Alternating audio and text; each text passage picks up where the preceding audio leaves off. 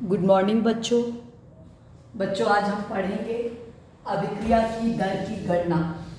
माना कोई अभिक्रिया 2a बराबर 3b है, जहाँ a क्रिया कारक है, b उत्पाद है, a का 2 मोल b के 3 मोल में परिवर्तित हो जा रहा है।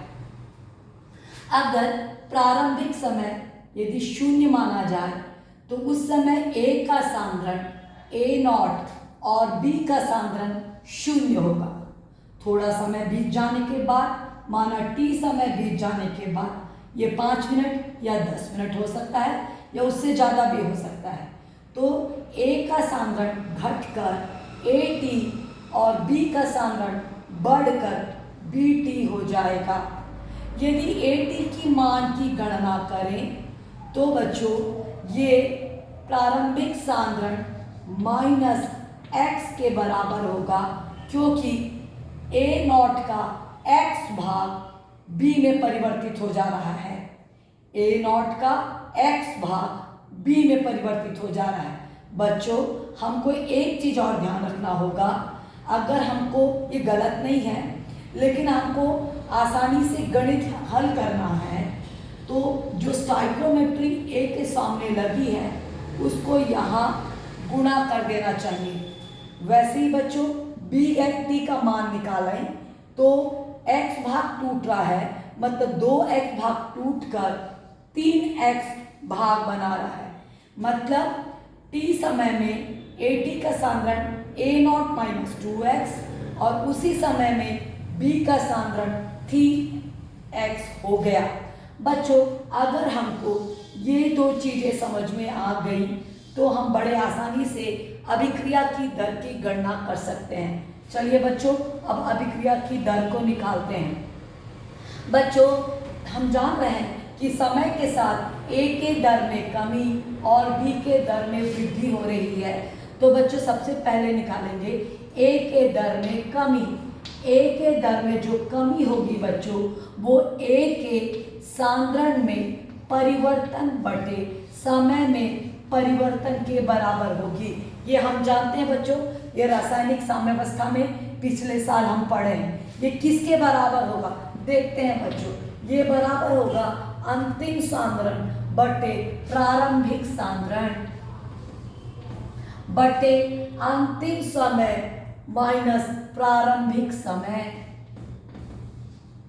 अंतिम समय माइनस प्रारंभिक समय। देखो बच्चों, ये AT किसके बराबर है? देखो A0 माइनस 2x, हम यहाँ पर उस मान को रख देंगे। देखो मैं रख रही हूँ बराबर A0 minus 2x minus A0 बटे T माइनस 0। देखो बच्चों, ये धन में है, ये ऋण में है, ये दोनों आपस में कट जाएंगे तो आएगा माइनस 2x बटे T। ये A के दर में कमी निकल के आई। लेकिन बच्चों, यहाँ ध्यान देने वाली एक जो बात है वो ये है, चूँकि जो दर में परिवर्तन होता है वो कभी ऋणात्मक नहीं होता, क्योंकि रिएक्शन हमेशा आगे की तरफ बढ़ती है। गाड़ी हमेशा आगे की तरफ जाती है, पीछे की तरफ नहीं जाती। तो ये जो मान ऋणात्मक आ गया है, इसको धन में बदलने के लिए हम एक काम करेंगे बच्चों, शुरू में ऋण लगाएंगे। और शुरू में जब ऋण लगाएंगे तो क्या होगा? टोटल ऋण है ना। ओके, तो देखो बच्चों, ये ऋण ऋण आखिरी में क्या में बदल जाएगा? धन में बदल जाएगा।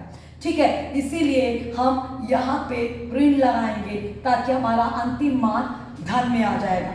यहाँ पे भी हम चूंकि A का दर है, इसलिए यहाँ पे भी हम माइनस का चिन्ह लगा देंगे। बच्चों, ये निकल के आ गया A के सांद्रण में या A के दर में कमी निकल कर आ गया। बच्चों, अब हम B के दर में वृद्धि निकालेंगे। देखते हैं कैसे बच्चों। B के जो दर में वृद्धि होगा वो कैसे निकलेगा? वो निकलेगा बच्चों, देखो B के द्रव में वृद्धि B के सांद्रण में परिवर्तन बटे समय में परिवर्तन। ये मान धन में होगा क्योंकि आखिरी मान धन में आएगा। हम देखते हैं बच्चों, बराबर किसके बराबर होगा, अंतिम सांद्रण माइनस प्राथमिक सांद्रण बटे समय में परिवर्तन। ये दोनों सेम, यहाँ पे ये शून्य लगाए क्योंकि उस शून्य समय पर शून्य ही था। देखो बच्चों, अब इसको हल करते हैं। b बटे डेल्टा टी बराबर dt की जगह हम क्या लगाएंगे, जैसे यहाँ हम ये लगाए बच्चों वैसे ही हम 3x लगाएंगे, मैंने अभी बताया था, बटे ये तो शून्य ही है, t आएगा। ये देखो बच्चों, b के दर में वृद्धि 3x बटे t के बराबर आया और a के दर में कमी 2x बराबर t के आया। देखो बच्चों, यहाँ मान पहले से धन में आया करके सामने में कोई ऋण लगाने की आवश्यकता नहीं है, क्योंकि उत्पाद के दर में या सांद्रण में हमेशा वृद्धि होती है। बच्चों, अब हम कुल दर निकालेंगे, अभिक्रिया का कुल दर निकालेंगे, जिसके लिए हमें इन दोनों मानों की आवश्यकता होगी, इसलिए इसको छोड़कर बाकी सारा मैं मिटा रही हूँ। ओके, और इसके बाद मैं कुल दर आप लोगों को निकाल कर बता रही हूँ। जो कुल दर होता है बच्चों, वो देखो कैसे होता है। कुल दर मतलब A के सांद्रण में परिवर्तन चूंकि घटी हो रहा है माइनस बराबर B के सांद्रण में परिवर्तन बटे समय परिवर्तन, यहाँ कोई ऋण नहीं है, बराबर A का सांद्रण मतलब प्लस 2x बटे t बराबर 3x बटे t।